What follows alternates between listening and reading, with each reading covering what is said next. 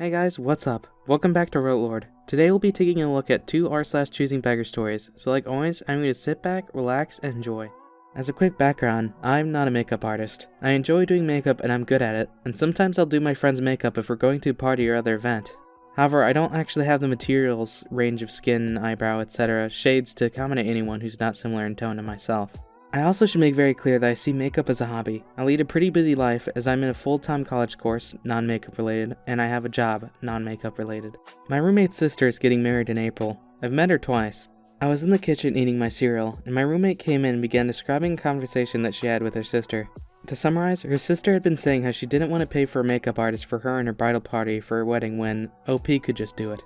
Her bridal party consists of herself, her 4 bridesmaids, and her mother. The wedding is a 2-hour drive from my apartment. This alone sets me up with a 10-hour unpaid day. To add to this, the wedding is on a Monday when I would usually work an 8-hour shift, paid. I also do not have makeup that matches the bride's or any of the bridesmaids' skin or eyebrow tone, so I potentially need to purchase this. I asked my roommate how much I would be paid to do this, expecting a smaller sum than a qualified makeup artist, but surely enough to cover travel, any new products, and a gift note. I would not be expecting an hourly rate or anything, and she replied saying that I would not be paid at all. To add, I was also not to be invited to the wedding. I'm kind of the view that if you feel like we're close enough for you to ask this favor of me, I should at least be invited as an evening guest.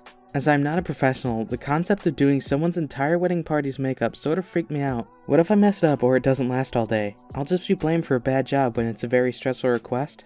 I really think that this needs to be shamed, particularly as my roommate didn't seem to see anything wrong with it. If you want good makeup, pay for it. Don't ask favors from people you barely know. A little bit of human respect goes a long way.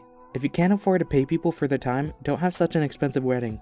Am I overreacting to this? My father-in-law is a tiler and does jobs all up and down the coast of Australia and will offer his friends a day or two of work if he needs an extra pair of hands.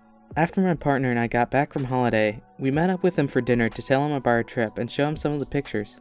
Not 5 minutes into the drive to the restaurant, he drove us there. He mentions he has worked 2 hours north of where I live and wants me to help him out for the day, as I was taking a sabbatical before getting back to the real world and would need the money.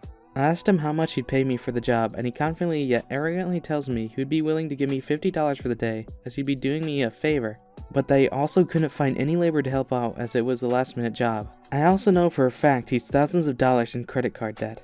My partner and I just looked at each other rolling our eyes, and I said, there's no chance in hell, as I'd probably spend $50 in fuel just to get to and from the damn job.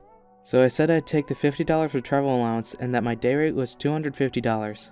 No, it's not really. I just made it something I knew he would say no to so I could refuse this job offer.